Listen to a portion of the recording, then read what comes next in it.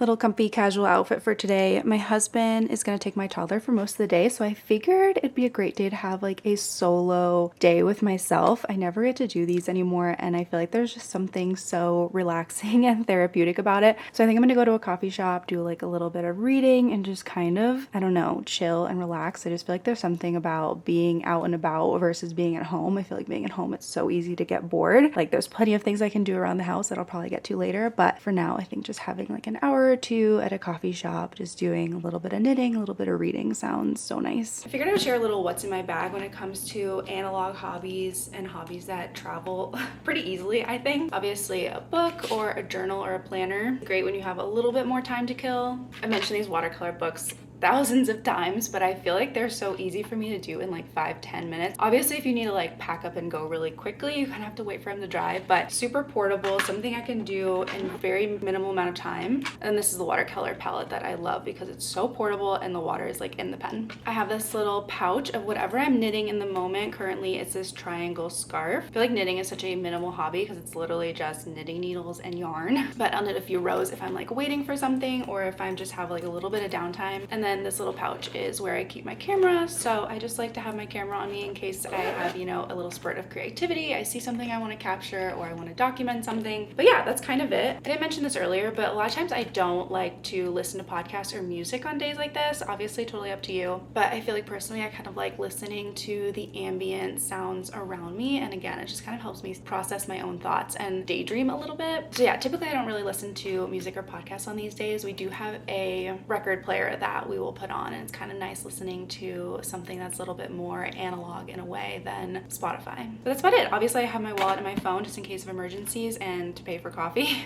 but that's about it.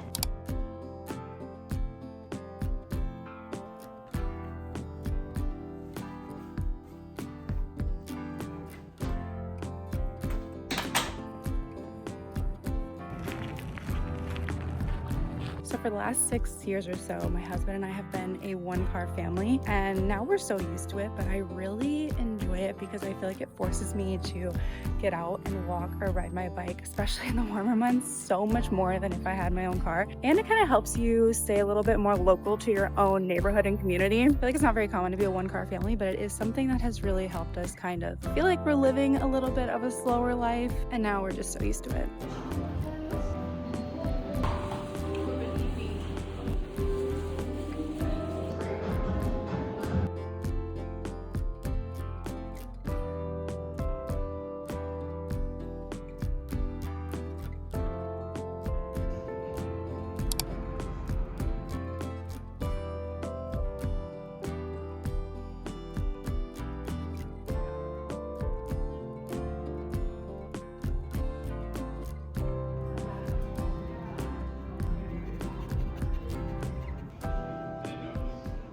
Back home, and I'm going to make some lunch and prep some sourdough.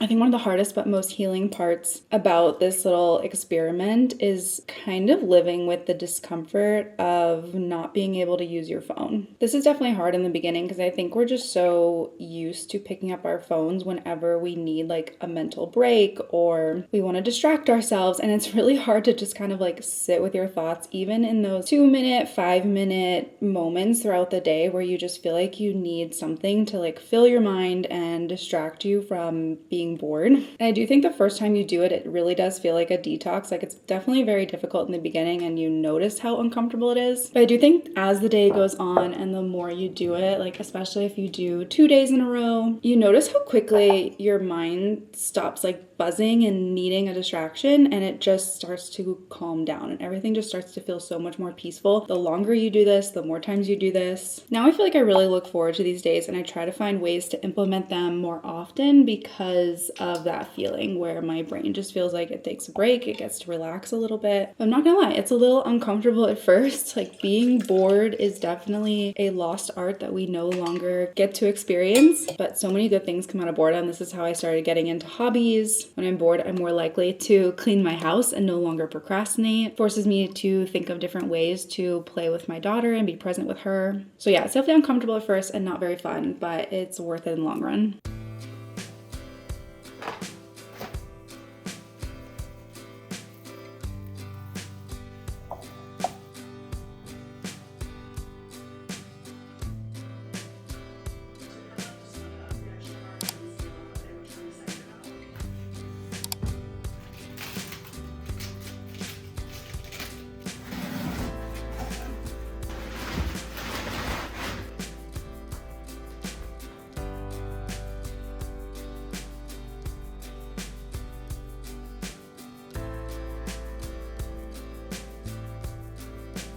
saw this lampshade online for about like $90 and I was like, no way I can make that. So I got this lampshade for $15 and then I thrifted the base for $14 and then the spray paint was honestly probably like 10 bucks. So yeah, a whole little lamp for like $30, $40.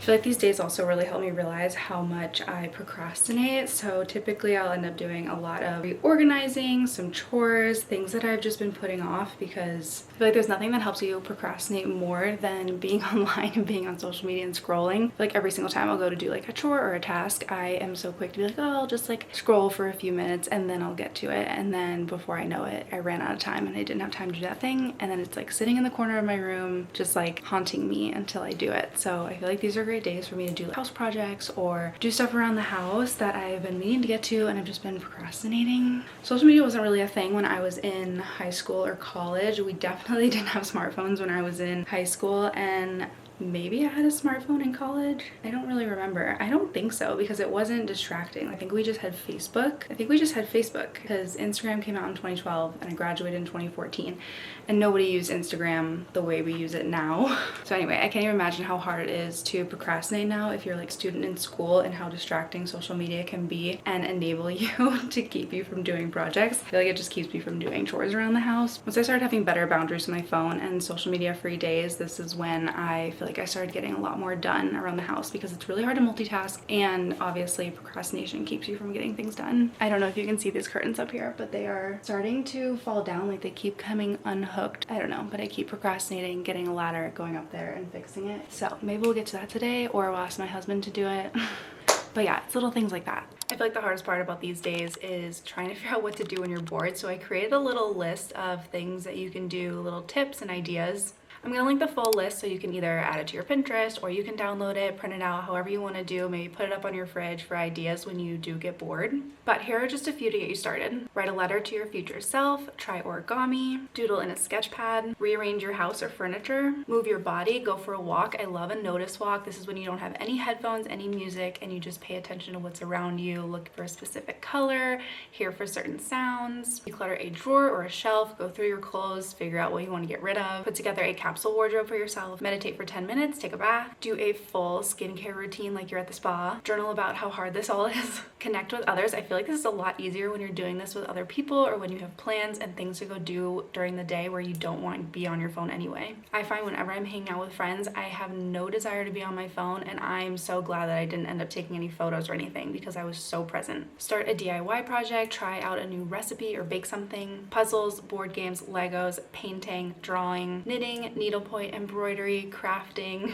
So those are just a few ideas to get you going if you are struggling with what to do when you're bored. I feel like there's a lot of things. Some things are free, some things are minimal cost. Also, if you have not watched my previous video, I mentioned having an analog basket, and I absolutely love that. I keep it right here in my fireplace. And I feel like when you have your hobbies and crafts and activities all easily accessible and out in the open, you're more likely to do them. If you have all your hobbies locked away in a closet, you're probably not going to remember to do them, and our phone's going to be a lot easier to grab. Also, if you have any other ideas that you love to do instead of doom scrolling, definitely comment them down below. It's about 4 p.m. and it's about 50 degrees outside, so I think I'm going to go for a little walk and go on a little notice walk myself and just kind of let my mind wander, daydream. Might go take Penelope to the park to play around. We'll see.